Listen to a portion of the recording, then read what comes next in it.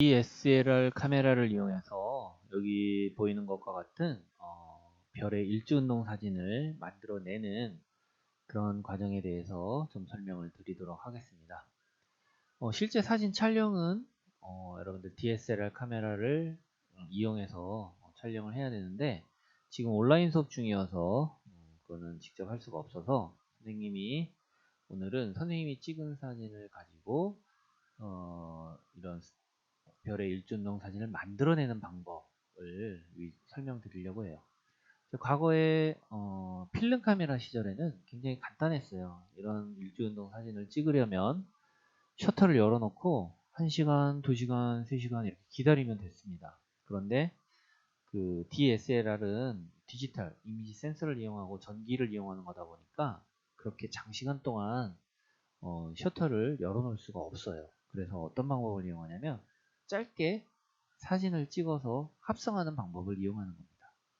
지금 이 사진 같은 경우에는 거의 별의 궤적이 거의 180도 정도가 되잖아요. 이런 사진의 경우에는 선생님이 거의 12시간 동안 사진을 촬영한 거예요. 강원도 홍천에 가서 찍은 사진인데 두 번째 사진, 이 사진은 우리 학교 모습인데 어제 오래전 모습입니다. 여기 보시면 학술정보관은 리모델링도 하기 전이에요. 거의 한 10년 전에 찍은 것 같은데 선생님이 10년 전에 찍었을 때 보면 이것도 10시간 정도 하룻밤 사이 거의 꼬박 찍은 사진인데요. 이 사진을 보면은 똑같은 북쪽 하늘을 찍은 사진이죠. 그런데 북쪽 하늘을 찍었는데 비교를 해보면 여기는 별이 굉장히 빽빽하게 많은데 수원의 도심에서는 이렇게 별이 궤적이 많이 안 나타난 걸 볼 수 있죠. 바로 도시의 불빛, 광공해 때문에 이렇게 도시에서는 하늘이 별빛에 비해서 매우 밝아가지고 별이 많이 안 나타난 것을 확인할 수 있습니다. 자, 이런 사진을 어떻게 찍느냐? 찍는 방법은 선생님이 나중에 다시 한번 이제 설명을 해드리겠지만 적어도 이제 약간 이 DSLR 카메라의 이미지 센서의 작동 원리에 대해서 조금은 좀 알 필요가 있을 것 같아요. 디지털 카메라는 이제 필름 대신에 이미지 센서를 쓰는 건데 이미지 센서의 원리는 바로 광전 효과의 원리예요. 여러분들 혹시 물리 시간에 나중에 배우게 될 것 같은데요. 광전 효과라는 게 뭐죠? 광전 효과? 그렇죠? 뭐 예를 들면 여기 반도체라든지 아니면 금속이라든지 이런 게 있을 때 얘가 광자를 받게 되면 이 물질 내에 그 전자가 1함수 이상의 광자 에너지를 받게 되면은 여기에서 이렇게 전자가 이렇게 들뜨게 되는데 전자가 이렇게 튀어나오는 이런 효과, 그러니까 빛에 의해서 광자에 의해서 전자가 튀어나오는 효과를 우리가 광전 효과다 이렇게 이야기하는 거죠. 그렇죠? 이걸 우리가 광전 효과라고 하는데 결국 카메라의 이미지 센서에 빛이 도달하면 여기서 전자가 튀어나올 테고 이 전자의 개수를 셈으로써 빛의 세기를 측정하는 거예요. 우리 이제 지구과학 천문학에서 별의 밝기를 측정하는 그 기술이 바로 이 광전효과 기술이다라고 우리가 생각을 하면 될 것 같아요. 카메라의 발달도 결국은 이런 천문학의 발달에 힘입어서 일상생활에 카메라로 이렇게 적용이 된 거다라고 우리가 생각을 해볼 수 있는데, 근데 여기서 하는 문제가 뭐냐면 이 광자는 여기서 전자가 튀어나올 때 빛에 의해서도 전자가 튀어나올 수 있지만 아까 1함수 이상의 광자 에너지를 흡수하면 이렇게 전자가 튀어나올 수 있다고 그랬잖아요. 근데 열에 의해서도 전자가 튀어나올 수 있다는 거죠. 꼭 빛이 아니어도, 광자가 아니어도 열에 의해서도 전자가 튀어나올 수 있는데 이거는 그러면 전자에는 뭐 얘가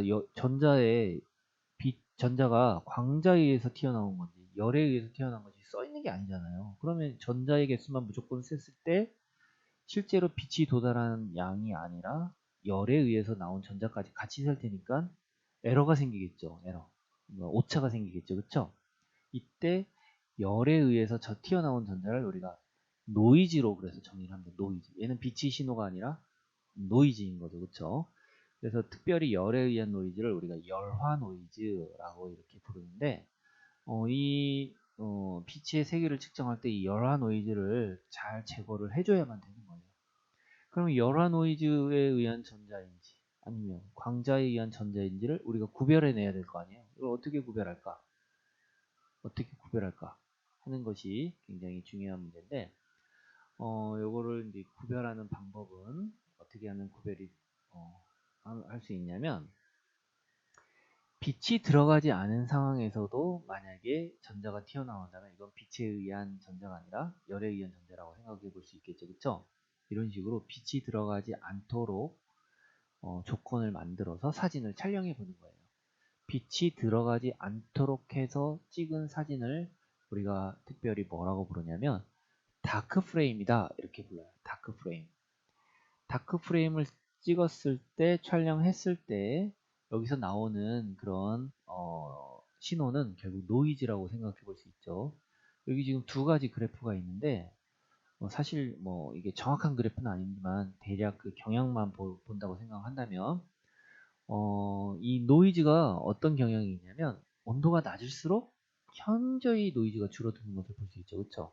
당연하죠. 왜? 열화 노이즈니까 온도가 낮을수록 이 쿨링을 시켜주면, 냉각을 시켜주면 노이즈가 적게 나온다라고 우리가 생각을 할 수 있습니다. 온도가 높을 때 열화 노이즈를 굉장히 주의해야 되겠죠. 그렇죠? 실제로 그 천문학에서 측광을 할 때 그래서 이 CCD를 막 액체 질소로 냉각을 시키기도 해요. 액체 질소로. 그래서 선생님이 사용하는 그 천체 관측용 카메라에는 쿨링 시스템이 달려 있습니다. 영하 30도까지 이렇게 막 냉각을 시키기도 해요. 영하 30도 되면 결국 그 열화 노이즈는 거의 제거된다는 걸 우리가 볼 수 있잖아요. 그렇죠? 그 다음에 또 하나는 어떻게 되냐면 사실 이거는 조금 다른 그림인데 여기서 뭐 비닝이라는 말이 있는데 비닝은 무시하고 가로축만 보세요. 인테그레이션 타임이 길어지면 길어질수록 시그널 투 노이즈 레시오 신호 대 잡음 비율이 증가하는 것을 볼 수 있죠. 그렇죠? 즉 노이즈가 많이 나온다는 얘기예요. 즉 무슨 얘기냐면 시간이 우리가 노출 시간을 길게 주고 사진을 찍으면 노이즈가 많이 나온다라고 생각을 해볼 수 있어요. 그런데 일주운동 이런 사진을 찍을 때 그럼 노출 시간을 얼마 주느냐? 1초, 2초 주는 게 아니에요. 이런 사진을 찍을 때는 노출을 뭐 하늘 밝기에 따라 다르지만 뭐 한 적게는 10초에서 길게는 뭐 120초 이렇게 노출을 주거든요. 120초 정도 주면은 굉장히 노이즈가 많이 발생을 하게 돼요. 노이즈가 많아지게 되죠. 신호대 잡음비가 신호에 대해서 잡음이 되게 커지게 되는 거죠. 그렇죠? 그런 문제가 있어서 결국 이미지 센서의 노이즈는 두 가지 의해서 결정되기 때문에 이 두 가지를 주의해야 된다. 온도는 낮게 해줄수록 좋고요. 노출 시간은 짧으면 좋은데 노출 시간을 우리가 함부로 짧게 할 수는 없잖아요. 그렇기 때문에 온도는 낮춰주는 게 좋아요. 하지만 이걸 제거할 때는 그래서 어떻게 하느냐? 우리가 사진을 찍을 때 이런 열화 노이즈에 의한 그런 잡음을 제거할 수 있는데 어떻게 하냐면 다크 프레임을 찍으면 된다는 거예요. 뚜껑을 닫고 찍어보는 거야. 뚜껑을 닫고 찍었을 때 나온 그 신호는 결국 노이즈란 얘기죠. 그래서 빛이 들어가지 않도록 렌즈 뚜껑을 닫고 라이트 프레임과 같은 조건으로 같은 온도와 같은 노출 시간과 같은 ISO로 ISO는 아직 안 배웠는데 그냥 적어놨습니다. 해서 사진을 찍었을 때 찍히는 신호는 바로 노이즈라고 생각할 수 있으니까 그 노이즈를 우리가 실제로 일주운동을 찍은 라이트 프레임에서 빼주면 된다. 그래서 이걸 우리가 다크 감산, 서브스트랙트 감산이다 이렇게 우리가 이야기를 하는데 일단 이 정도 개념만 이해를 하고 계시면 될 것 같아요. 자, 그래서 DSLR로 일주 사진을 촬영할 때는 여기서 비교적 짧다 그랬는데 이거 뭐 짧고 긴 건 상대적인 거라서 선생님이 요즘 뭐 성단이나 성운 사진 찍을 때는 노출을 600초, 900초 주기 때문에 그거에 비해서는 짧다고 표현한 거예요.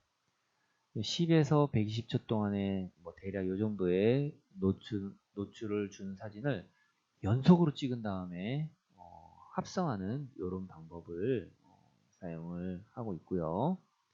이 사진 찍는 방법은 여기 선생님이 정리를 해놨는데 이거는 나중에 카메라 사용법 배우고 다시 한번 설명을 해드릴게요. 자, 오늘 수업에서는 선생님이 찍은 예제를 이용할 겁니다. 이 예제는 여기 있어요. 여기 밑에 예제 있죠. 일주 사진 이걸 클릭해서 다운로드 받으셔야 되고요. 자, 첫 번째로는 스타트레일이라고 스타트레일이 아니라 죄송합니다. 김프라고 하는 프로그램으로 합성을 해볼까 해요. 블렌딩 옵션으로.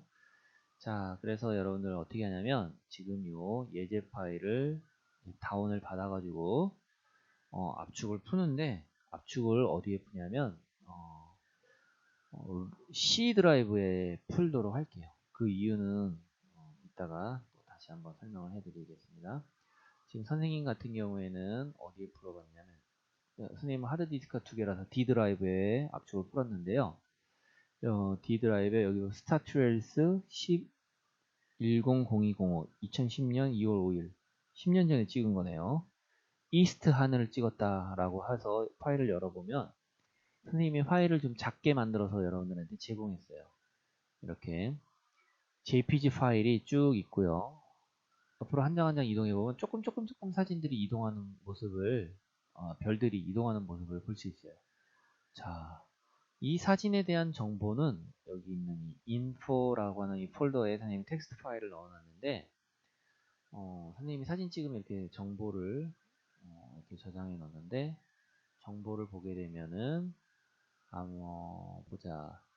한 장에 60초 노출로 ISO 100으로 117장의 사진을 찍은 그런 사진이네요. 이게 여기 사진이 있는데 이 사진을 몇 장만 합성을 해보려고 합니다. 그래서 선생님이 여기 보면은 여기 설명을 썼는데 한 5장 정도만 한번 열어볼까요? 그런데 어떻게 연다고 했냐면 선생님이 파일 메뉴에서 레이어로 열기를 선택하는 거예요. 파일 메뉴에서 레이어로 열기를 하고 사진이 있는 폴더를 이제 선택을 해야 되겠죠. 선생님은 D 드라이브에 여기 스타트레일스 2010년 2월 5일 이 안에 들어가면 사진이 있는데 이 안에 있는 많은 사진들 중에서 한 5장 정도만 이렇게 한번 선택을 해서 Shift 누르고 이렇게 5장 사진 선택해서 오픈을 눌러 보겠습니다. 그러면 김프에서 이 5장의 사진을 쭉 불러드리는데 지금 뭘 선택했냐면 이미지를 레이어로 열기라고 했거든요.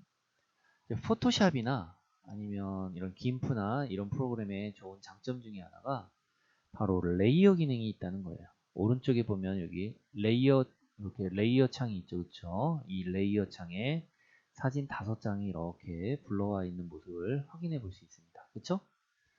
자, 지금은 맨 위에 있는 사진밖에 안 보여요. 근데 여기 사람 눈알 요걸 누르면 사진이 한 장 눈에 보이지 않는 거예요. 선택한 것만 눈에 보이게 할 수 있습니다. 이런 식으로 그냥 다 보이게 할게요.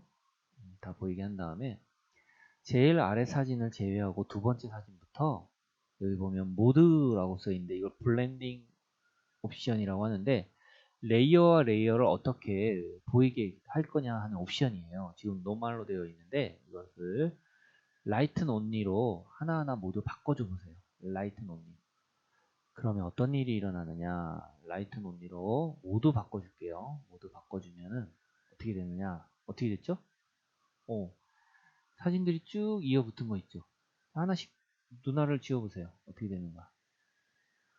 자, 그러니까 라이튼이라는 건 뭐냐면 아래에 있는 배경과 위에 있는 배경을 비교해서 빛이 있는 부분만 이렇게 표현해 주라는 이런 블렌딩 옵션이에요.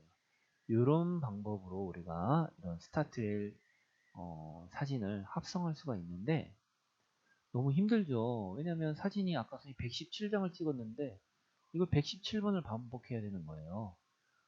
그래서 이런 방법도 있지만 이런 방법을 쓰진 않을 거고요. 자, 레이어 블렌딩 옵션 중에서 우리가 라이튼을 선택해 가지고 이렇게 합성하는 방법을 선생님이 지금 설명해 주셨는데 김프는 확장성이 매우 좋습니다. 그래서 플러그인을 설치하게 되면은 이런 그 스타트레이를 쉽게 합성할 수 있어요. 이 김프 플러그인은 어디에 있냐면 선생님이 여기 지금 다운받아 놨는데 여기 있죠. 김프 플러그인에서 김프 스타트레일 컴포지터라는 플러그인이 있는데 GitHub에 이렇게 파일이 공개되어 있습니다. 네, 파일명을 보면은 startrail.py 파이썬으로 만든 거예요. 파이썬인데 그래서 리눅스에도 적용이 되고 그 다음에 맥에도 적용이 되고요. 윈도우에도 적용이 되는데 단 하나 주의해야 될 점은 리눅스나 맥은 보통 파이썬이 기본 설치가 되어 있어서 쉽게 적용이 되겠지만 윈도우에서는 파이썬을 새로 깔아야 된다는 거죠. 근데 선생님은 여기 선생님이 설명 써놨는데 선생님은 파이썬을 많이 써요. 아나콘다를 이용해서 파이썬을 쓰고 있어서 요 아나콘다를 설치해서 쓰고 있어서 그냥 돌아가더라고요.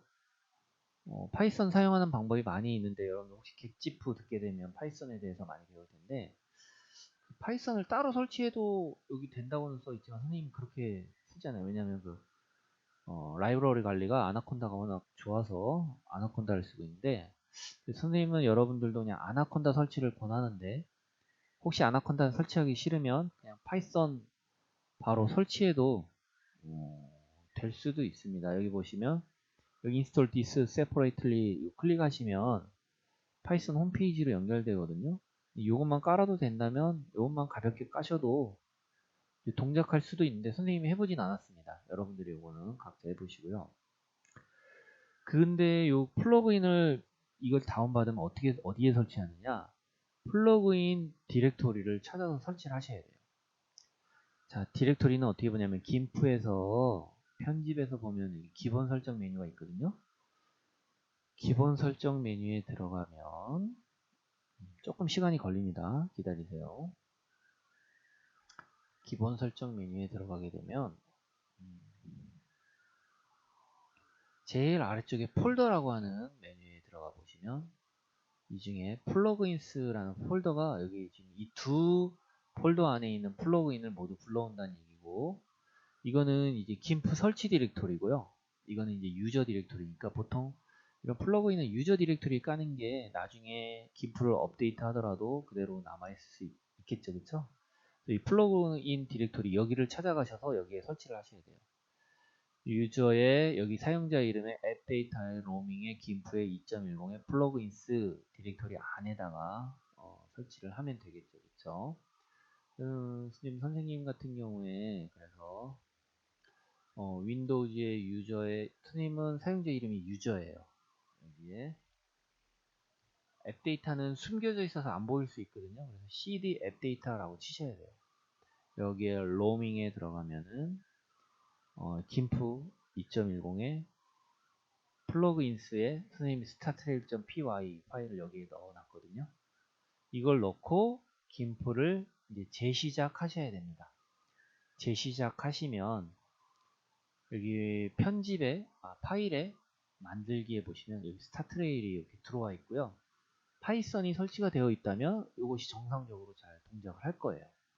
선생님은 지금 이거를 실행하면 이렇게 실행하는 창이 떴습니다. 떴고요. 근데 또 하나 주의사항이 있어요. 또 하나 주의사항은 뭐냐면 이 플러그인이 플러그인이 예제 파일을 불러올 때 이 폴더명이 복잡하면 원래 그 파이썬에서 그 윈도우는 뭐 C, 역슬래시 뭐 이런 그 경로명에 한글 이름이 있거나 뭐 이런 경로명에 영향을 받는 것 같아요. 그래서 선생님이 아까 뭐라고 얘기했냐면 C의 루트 디렉토리에다가 사진을 풀어라고 했죠. 선생님은 D의 루트 디렉토리에 풀었거든요. D의 루트 디렉토리에 여기 스타트레일스 다시 2010년 2월 5일 이스트 이 안에 풀어놨어요. 그러면 이상 없이 불러지는데 여기서 라이트 프레임 폴더를 선택을 해야 돼요. 라이트 프레임에 기타라고 해서 실제로 이 스타트레일 사진 찍은 것이 있는 폴더를 선택해서 열기를 누르면 그 안에 있는 라이트 프레임이 다 선택되는 거예요. 만약에 다크 프레임을 사용할 거다 그러면 다크 프레임 폴더도 이렇게 선택을 해주는 게 좋죠. 근데 이 사진 찍을 때는 선생님이 다크 프레임을 찍지 않았습니다. 그래서 여기서 경로를 지정해 줄 수가 없죠. 그냥 아니오로 할게요. 지금 다크 프레임 아니오로 하고요.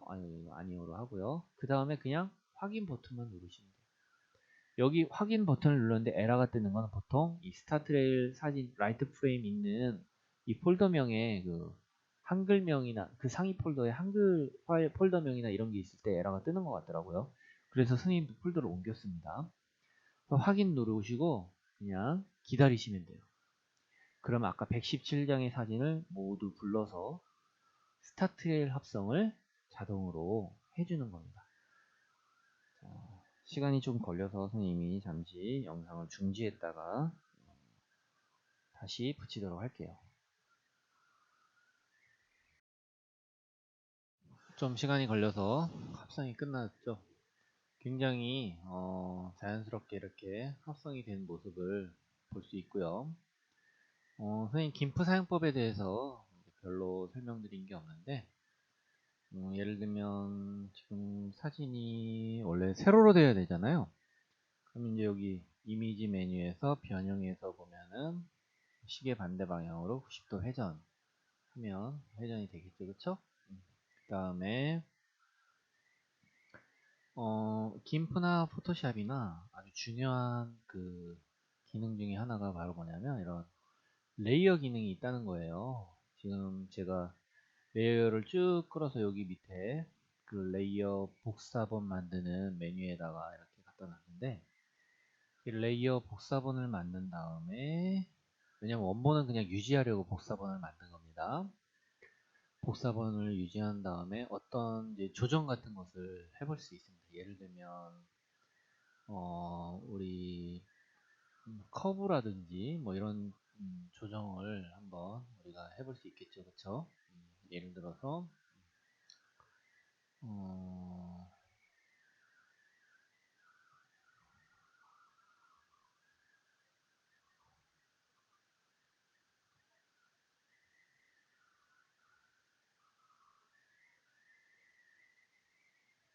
저기 색 메뉴에서 여기 보면 이렇게 커브라는 메뉴가 있잖아요. 전에 한번 커브 설명드렸죠, 그쵸? 전반적으로 이렇게 사진의 밝기를 조금 밝게 변화시킨다든지, 그죠? 그 다음에 아니면 뭐 밝은 부분 좀 더 밝게 하고 어두운 부분 좀 더 어둡게 이렇게 해서 하늘을 좀 더 어둡게 표현하는 이런 방법들 이런 식으로 커브를 조정하는 거예요. 조정하고 나면은 이제 아까 여기 선생님 여기 눈 표시 있잖아요. 눈 표시를 없애면 이게 원본의 사진이고요. 눈 표시를 나타나게 하면 이게 보정된 사진. 약간의 이렇게 차이가 나는 걸 우리가 알 수 있습니다. 그렇죠? 이런 차이가 생기는 것을 여기 있는 여기 불투명도, 오페시티 영어로 하면 오페시티가 되죠. 이 불투명도를 조정해서 이 두 개의 레이어를 또 이렇게 아래쪽으로 또 합쳐버릴 수도 있어요. 아래로 합치기. 그러면 이제 사진이 약간 조정된 거죠. 아까 선생님이 레이어를 복제한 다음에 한 이유는 이제 원본은 그대로 살려두면서 약간 좀 보정을 해볼까 하는 그런 상황에서 복제를 해본 거고요. 자, 이 사진을 한번 쭉 확대해보면 자, 어떤 특징이 있냐면 이런 일조운동의 경우에 사진이 굉장히 이제 좀 매끄럽게 이렇게 잘 이제 연결된 것을 이제 확인을 해볼 수 있을 것 같아요. 자, 그죠? 여기 쭉 떠오르는 건 뭘까요? 동쪽 하늘이거든요, 여기가. 그렇죠. 달이 떠오르는 모습입니다. 달이 쭉 떠오르는 모습을 확인할 수 있습니다. 마지막에 저장할 때는 여기서 어떻게 하느냐? 항상 익스퍼트 또는 익스퍼트 as를 선택해서 원하는 파일 형태로 내보내기를 하시면 좋을 것 같습니다. 예를 들어서 어떤 확장자로 하냐면 이제 최종이니까 뭐 JPG로 해도 무방하고요. 아니면 PNG 이미지로 해도 무방하고 그럴 것 같아요. 이런 식으로 내보내기를 하시면 지금 어디에다 저장할 거냐 하는 것을 이제 물어보는데 그냥 지금 그냥 저장할게요. 지금 유저의 도큐멘트에 제목 없음이라는 이름으로 선생님 지금 이렇게 저장이 되고 있는 모습을 확인할 수 있습니다. 자, 이런 식으로 김프의 플러그인을 이용해서 이렇게 스타트레일을 합성하는 방법이 있습니다. 자, 이렇게 김프를 이용하는 방법이 있고요. 근데 사실은 김프보다는 보통 우리 스타트레일이라는 그 프로그램이 있어요. 여기 홈페이지에 가보시면 아는데, 홈페이지에 가보시면 독일 친구 같아요. 이 독일 친구가 이런 스타트레일을 전문적으로 합성하는 이런 프로그램을 만들어서 배포를 하고 있는데, 선생님이 여기 BF 스터디에도 올려놨고요. 아니면 여기 링크에 가셔서 직접 받으셔도 되는데, 여기서 다운로드를 받으시면 쉽게 사용할 수 있고요. 따로 설치하진 않으셔도 압축만 풀면 바로 실행이 되고요. 처음 실행했을 때 언어 선택 정도만 아마 물어볼 거예요. 지금 선생님은 이미 압축을 풀어놔가지고 한번 실행을 해보면, 선생님이 영어로 이미 설정이 되어 있어가지고 이렇게 스타트레일 프로그램이 실행이 됐습니다. 사용법은 너무나 간단해요. 여기서 열기 누르시고 우리 스타트레일 찍은 사진이 있는 폴더로 가야 되겠죠. 선생님은 D 드라이브에 있어서 D 드라이브에 있는 이 JPG 파일 컨트롤 A 누르면 모두 선택이 되겠죠. 얘만 나중에 빼고 선택을 하면은 이렇게 사진 목록이 왼쪽에 이렇게 쭉 나타나게 됩니다. 눌러보시면 찍은 사진들이 하나하나 이렇게 보이시죠, 그렇죠? 그 다음에 여기 두 번째 아이콘은 뭐냐면 Open Dark Frames. 자, 이런 별 전체 사진들은 거의 다 이런 다크 프레임을 제거해주고 있어요. 다크 프레임이 뭔지 아까 제가 설명드렸죠? 바로 이제 열화 노이즈를 제거하기 위해서 뚜껑을 닫고 찍은 사진을 다크 프레임이라고 한다고 했어요. 다크 프레임은 어떻게 찍는다고 했냐면 라이트 프레임하고 같은 노출, 그 다음에 같은 온도에서 찍는 게 원칙이다. 이렇게 선생님이 설명을 드렸어요. 그래서 여기 보시면 이 다크 프레임을 선택해야 되는데, 선생님 이 사진에선 다크 프레임을 선생님이 찍지 않았다고 했잖아요. 그러면 이제 부를 수가 없는 거죠. 그런 다음에 여기 있는 여기 스타트레일 요 버튼을 누르면 옵션을 물어보네요. 블렌드 모드. 블렌드 모드 아까 선생님이 설명드렸죠. 여기 보니까 라이튼 스크린 블렌드 without gaps가 있고 with gaps가 있는데, 이게 무슨 말이냐면 일주운동 사진을 찍을 때 사진을 한 장 찍고 다음 장 찍기까지 보통 1초 정도의 갭이 있어요. 1초 정도. 그래서 with gaps, 원래 원본은 여기 1초 정도의 갭 때문에 이게 점선처럼 대시드 라인처럼 이렇게 나오거든요. 근데 이것을 이분이 소프트웨어로 알고리즘을 적용해가지고 이 대시드 라인을 다 붙여주는 거죠. 대신 조금 늦을 거다라고 하는데, 뭐 늦어도 아무래도 이런 갭이 없는 게 좋겠죠. 그래서 without gaps 해서 OK를 누르면 얘가 이제 하나하나 이렇게 사진을 붙여주는 모습을 볼 수 있습니다. 어때요? 굉장히 잘 만든 거죠. 이게 아까 선생님이 그 블렌딩 옵션에서 라이튼으로 이렇게 합성하는 그런 알고리즘을 요 스타트레일이라는 이런 일주운동 만드는 것에 적용해 놓은 그런 프로그램이다 라고 생각을 하시면 될 것 같습니다. 여기 보면 마지막 버튼 하나 있는데, 이 마지막 버튼은 이것을 동영상으로 제작해주는 그런 버튼이에요. 총 117장의 사진을 쭉 합성하는데 그냥 기다리시면 됩니다. 기다리고 나서 이제 다 합성된 사진을 이제 원하는 포맷으로 저장을 하시면 되겠고요. 저장한다면 뭐 지금 이 사진이 원래 세로로 되어야 되는데 가로로 되어 있잖아요. 이제 이런 부분들은 얼마든지 여러분들 나중에 회전하고 하시면 될 것 같습니다. 자, 이렇게 해서 지금 스타트레일 합성하는 방법을 선생님이 몇 가지 이제 설명을 드렸는데, 어떤 방법을 이용해도 상관없어요.